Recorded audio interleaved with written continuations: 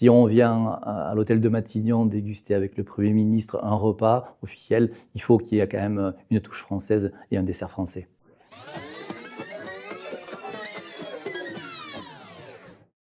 Bonjour et bienvenue dans Pâtiscope. La newsletter de Pâtissart qui évolue et devient mensuelle. Désormais, on se retrouve chaque dernier mercredi du mois pour explorer ensemble l'univers de la pâtisserie. Et alors n'oubliez pas de vous abonner sur www.patissart.com. Alors, je vais vous expliquer un petit peu mon parcours qui n'était pas du tout destiné ou je n'y pensais pas spécialement. Dès l'âge de 15 ans, j'ai voulu devenir pâtissier. Donc depuis tout petit, déjà, je rêvais de beaucoup de choses, de la nature, de l'art en général, parce que je ne connaissais pas encore l'art, mais j'aimais m'étaler dans les champs, regarder les nuages, regarder les formes. Je pense que c'est déjà un petit peu les prémices, ce que j'aime encore plus aujourd'hui. Mon frère était déjà pâtissier avant moi, puis un événement un peu tragique l'a fait partir beaucoup plus tôt dans les étoiles. Et du coup, je suis un peu ému. Et du coup, j'ai un petit peu pris ce relais, mais je voulais déjà être pâtissier, donc c'était un petit peu presque quelque chose qui m'a accompagné. Donc je suis devenu pâtissier vraiment par envie en premier temps, et en deuxième temps presque pas par choix, mais un événement tragique a permis de me pousser encore plus. Aujourd'hui, j'en suis très content, je suis ravi de pouvoir faire ce métier qui est vraiment un métier de passion, et j'avoue que être dans la transmission, être dans le savoir-faire, être dans tous ces éléments artistiques, dans le goût, tous ces sens qui mettent en avant la pâtisserie, donc je suis le plus heureux des hommes. Oui, je pense que la pâtisserie est un outil diplomatique. Alors, il faut savoir que la pâtisserie, c'est vraiment la petite touche en fin de repas qui met des étoiles dans les yeux, qui donne envie vraiment d'avoir ce sourire. Alors, je ne dis pas que la cuisine ne fait pas le même effet, mais c'est vrai que c'est la petite cerise sur le gâteau, la pâtisserie. Donc ça laisse vraiment toujours ce sentiment, une émotion, un sourire, de la fraîcheur en fin de repas. Et je pense que dans l'histoire, on a toujours vu que la gastronomie française en général, elle a toujours eu un grand moment dans la diplomatie, dans les grands repas, avec les grandes fêtes à Versailles ou même les grands repas diplomatiques. Donc je pense que j'ai beaucoup de choses à faire, j'ai beaucoup de responsabilités, mais je prends beaucoup de plaisir à le faire, et c'est un réel moment de partage et je pense qu'il faut savoir donner, être dans l'émotion pour pouvoir donner un dessert qui soit à la hauteur des attentes des convives. Il est évident que j'adapte mes desserts aux personnes qui sont présentes. Je fais attention, bien sûr, aux desiderata, s'il y a des intolérances, mais je ne veux pas surtout m'effacer. Ce qui est important pour moi, c'est de vraiment garder un dessert français en utilisant des produits français, européens de qualité, et de mettre en avant vraiment un dessert quand même français. Je vais pouvoir ajouter une petite touche un petit peu exotique, quelque chose qui a une petite référence à sa culture, mais évidemment, pour moi, l'essentiel, c'est d'avoir...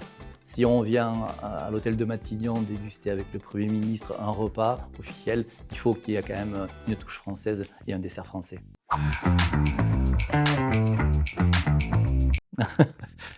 Me surnomme le Dali de la pâtisserie. Alors oui, je pense que les deux vont très bien ensemble. Je pense que le pâtissier, il est vraiment dans la technique, alors que l'artiste, il est plus dans le questionnement. Donc c'est important un petit peu d'associer les deux. Moi, je me vois très bien dans la technique quand je fais les desserts, ajuster les goûts, ajuster le dressage du dessert. Après, dans mon côté artistique, je fais aussi des œuvres d'art, des œuvres en chocolat. Je fais des collaborations artistiques avec d'autres artistes d'univers complètement différents, que ce soit du bronze, que ce soit du verre optique, du métal.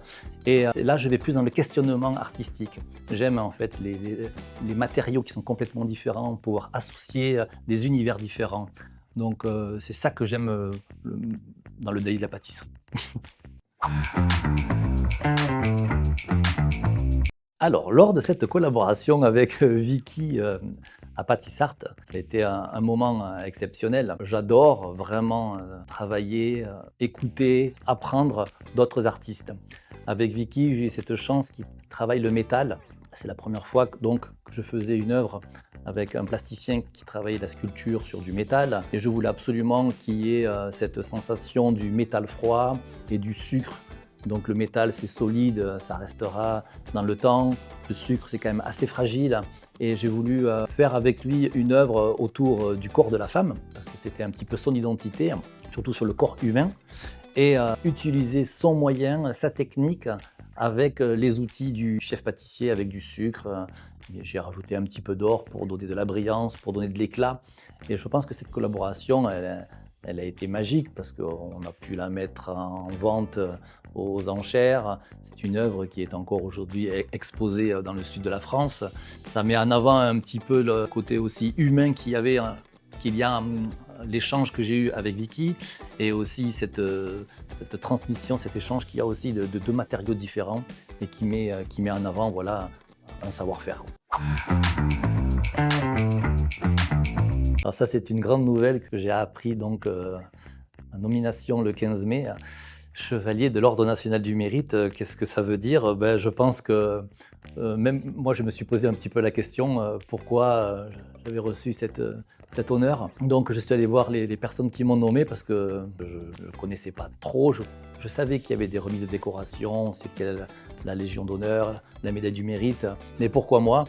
Donc, quand j'ai posé la question, on m'a dit que voilà, c'était le fruit de plusieurs années, plus d'une vingtaine d'années à Matignon, c'est cette régularité dans le travail, cette exigence, cette excellence dans ce que je fais, l'être humain que je suis, ma façon de diriger mes équipes, le fait d'être apprécié, bien sûr, d'être recommandé par d'autres personnes. Donc, c'est un grand honneur pour moi. Je remercie évidemment la République française parce que c'est vraiment au titre du Premier ministre qu'on me remet cette médaille et j'en suis vraiment ravi.